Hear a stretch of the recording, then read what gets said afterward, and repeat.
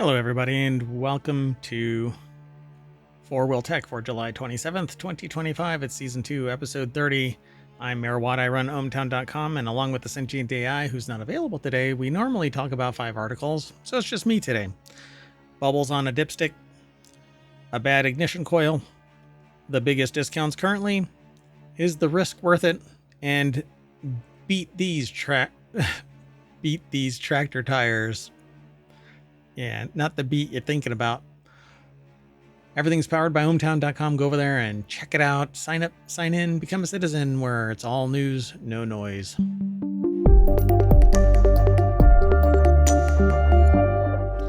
All right, let's get into this.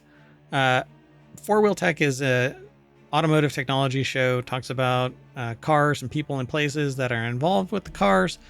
It is a weekly show. It's done on Sundays, typically when it drops as a podcast, as well as over on YouTube and on Twitch. It's part of the replay on the weekends. And so with that in mind, these are the 5 articles that we're going to talk about. This first one is over in FourWheelTech. It's aggregated from Jalopnik, and today's show is Jalopnik heavy. If you see bubbles on an oil dipstick, this is what it could mean. And frankly, let me just tell you in a nutshell, it means that there's water in your oil. And you could be in deep doo-doo because it means a cracked water block. So if you got a cracked block, water is leaking into the oil. And so you're in trouble. So if you've ever pulled out your dipstick only to find bubbles mixed in with your oil, you're not alone. Let's take a look at whether this should be of concern. Normally, yeah, you should be. I don't know of a time where you shouldn't be, but this is from Jalopnik. They're the automotive experts. I am just a filthy casual, as it were. Jordan Rodriguez put the article together. Pardon me. And they've got a big old picture over here at jalopnik.com of the tiny little bubbles on an oil dipstick. And so it says, car manufacturers claim that shift towards digital monitoring is helping to improve accuracy and convenience, but dipsticks can do a lot more than tell you if your oil level is low. Yeah, some manufacturers are getting rid of the oil dipstick altogether. They can also tell you about the quality of your oil and if it's gone bad. Yeah, because if it's really dark, then it's bad. If it has bubbles in it, then you're in trouble. I think you're in trouble. So if you check your oil regularly and occasionally see bubbles, it might not be a big deal, it says. The motion of the crankshaft introduces some air into the oil as it turns over, which means that bubbles may form in the oil through natural agitation, but I've never seen that. Yeah, I don't know. I don't think I've ever seen bubbles. They say that's just science, and these bubbles shouldn't pose much of a problem. However, the size of the bubbles, their frequency, and how long they last can tell us something more is going on. Here's what to keep an eye out for. So the type of bubbles. So a bit of bubbles on the dipstick isn't a real issue if they disappear quickly after the engine is turned off. However, if they're persistent, large, and are accompanied by a milky foam substance, then that's all I've ever thought of when you hear bubbles. I don't know of any other bubbles in oil than this kind of a milky foam that forms when water gets into your motor oil. If this happens, then you need to see a mechanic pronto. Bubbles in the oil can also be caused by aeration, which is what they were referring to earlier. Oil aeration is the process of air mixing in with the oil, which leads to air bubbles that prevent the oil from keeping engine components properly lubricated. Even the micro ones, they basically bond all over the place, and while they might get scraped away, it basically creates a less lubricated area. So it can lead to reduced lubrication, overheating, and lower engine efficiency. Aeration may not be as bad as a coolant leak. If you notice bubbles in the oil, this could be an early sign that you're already experiencing some excessive engine wear. Last but not least, overfilling your oil can cause bubbles, but make sure that you know to check your dipstick properly, assuming your car still has one, but they're getting rid of them.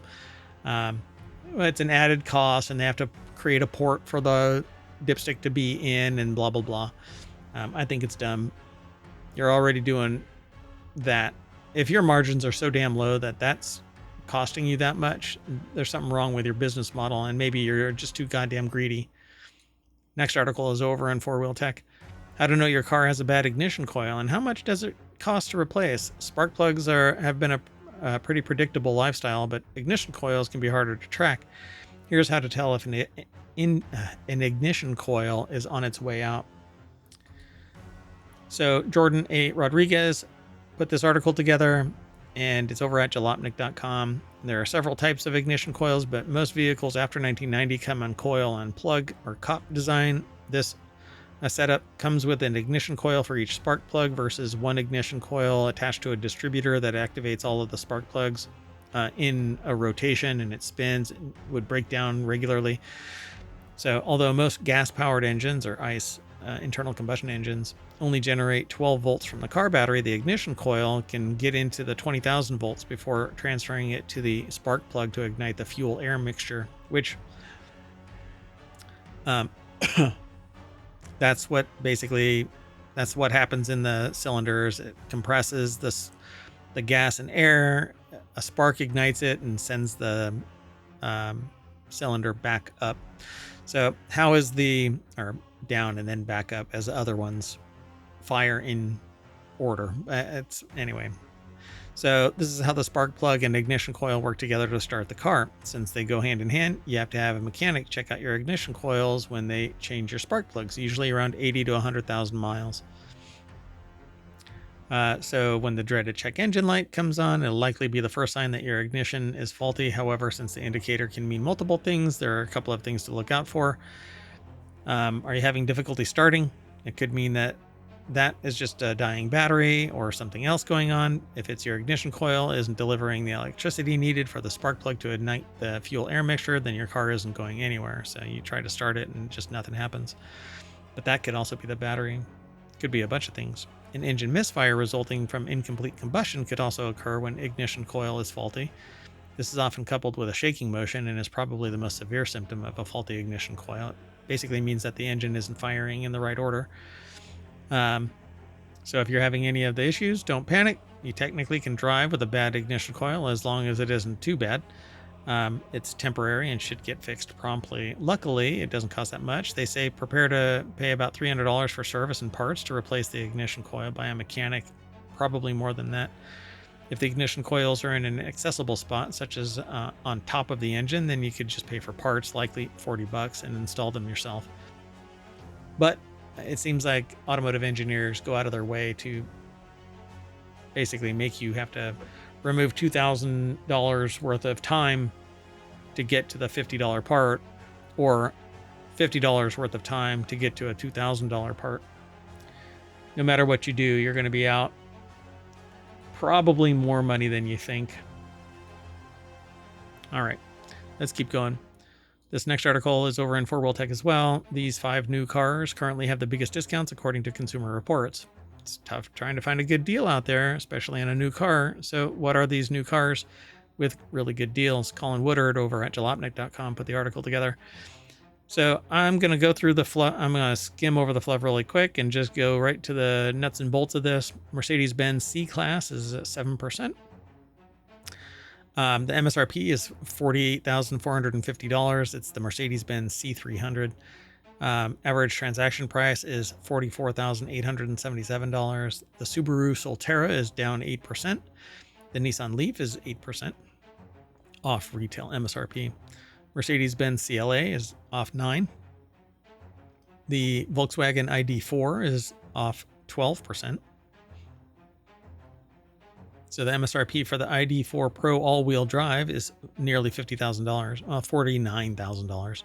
The average transaction price is $43,000, which means people are getting much lower, and there are some people that are paying MSRP or over. It really depends. So we'll just talk about that one briefly.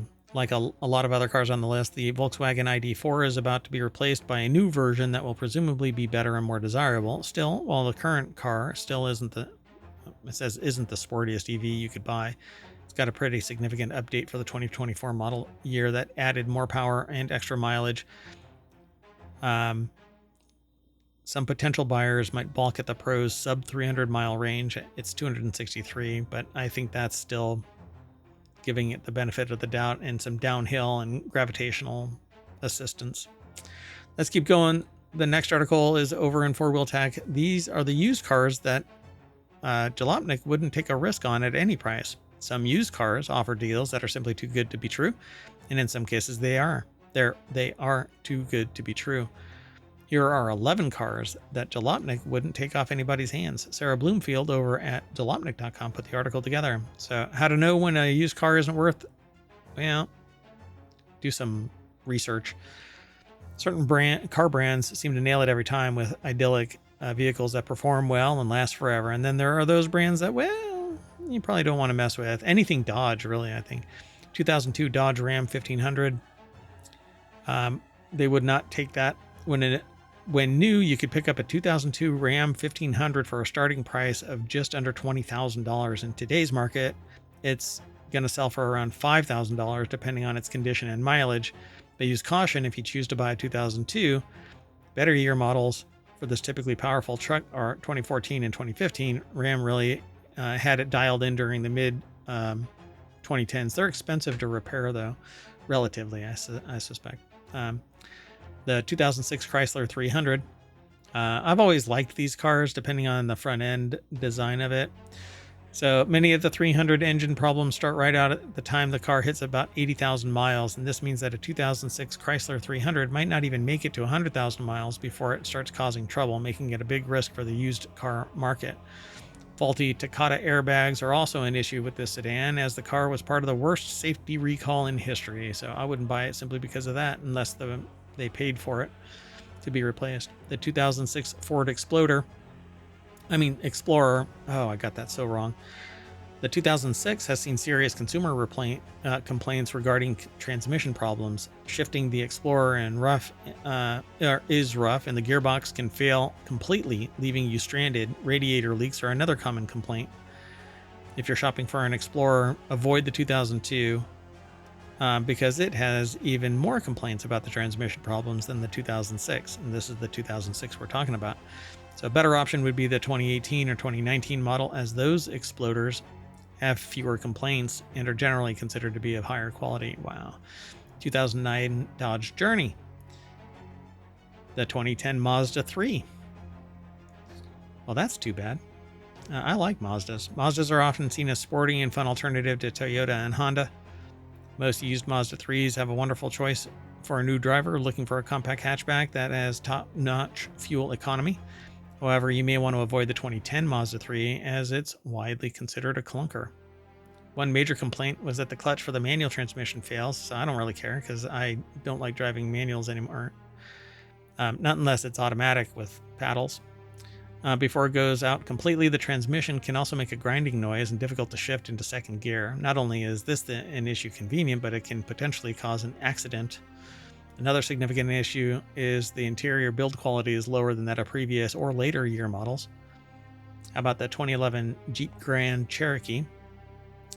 That's the 2011 Jeep Grand Cherokee.